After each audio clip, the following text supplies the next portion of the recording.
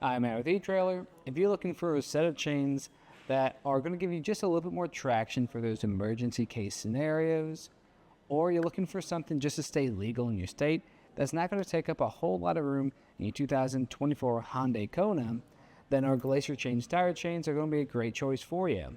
Now we're going to have this on our front axle as what the manual recommends, and our tire size is going to be 215/60 R17. Now this will fit a variety of different sizes. That's just the tire size we have today. If you're not sure if this is going to fit your vehicle, you can actually plug in your vehicle's information into our fit guide to find the correct fit for you. The reason why these chains are great for those light duty emergency case situations is going to be because these are roller link chains. So roller link chains don't have a whole lot of bite to them. They will help you get through those a little bit of more tough areas to get through, but they're also going to provide you more of a smooth ride, and that's just going to be because they do roll. Another thing that is going to lend to it being a smooth ride are going to be two things. That first thing is going to be their profile. They don't sit up very high. As you can see, we have plenty of room to sit underneath our suspension. And they're also going to be made from a low carbon steel.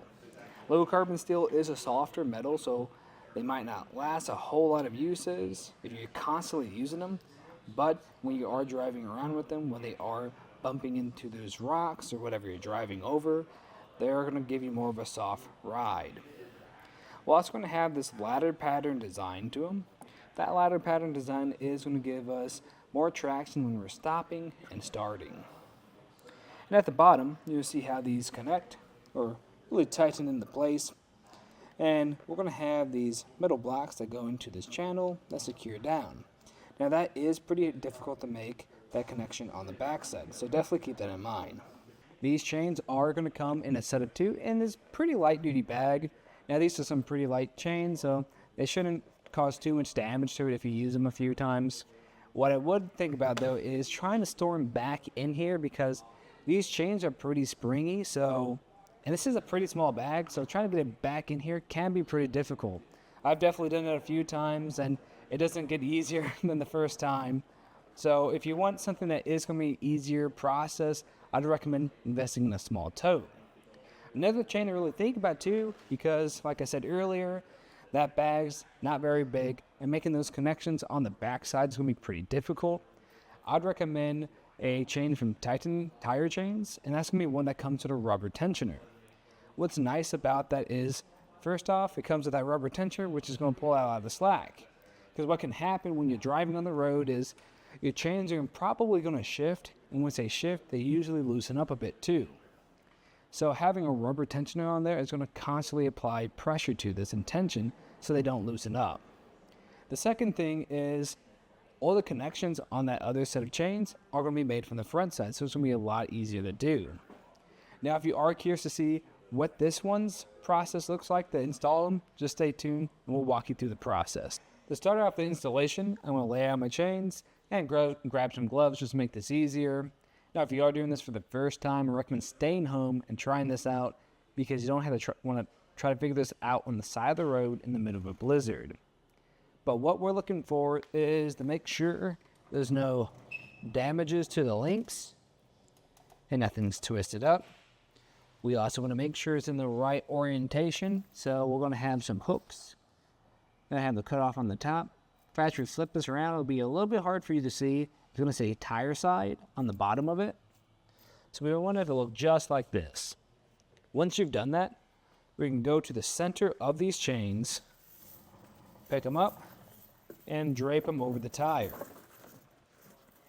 At this point, you want to make sure everything's pretty level, even. We don't want it to be hanging down too low, or it's going to make contact with your rim. So I'm just going to hold it up some. Once both sides are even, I'm going to adjust the bottom so we can make our connections a little bit more simple to do. Speaking of making those connections, I like to start on the back side because that's the harder side. So what we're going to do is grab the side with the opening, that channel, and grab the side with the metal blocks and push them into each other. Now this is going to be pretty difficult because our vehicle is pretty low to the ground today. When we're doing this, we want to make sure we don't tighten this up too much though. We want to get a decent amount of tension, but not enough where it's going to take all the slack from the other side. Because if this isn't even, it's not going to give us an even fit on our tire. So you might have to do this a few times. But after when we have this adjusted, we can go to the front side. The connection on the front side is going to be a lot simpler, but it's the same thing. Just pushing those blocks through this opening till we get a pretty good fit on here. See if I can get one more. Might be able to. It's going to be pretty difficult sometimes because you do really got to pull on this if you want to go that extra length. There we go. We got enough that's hanging out that we might be able to stick it in this tab. What this tab's doing is just preventing that from dangling around as you drive around. We can just give it a good pull test now, make sure everything feels pretty good.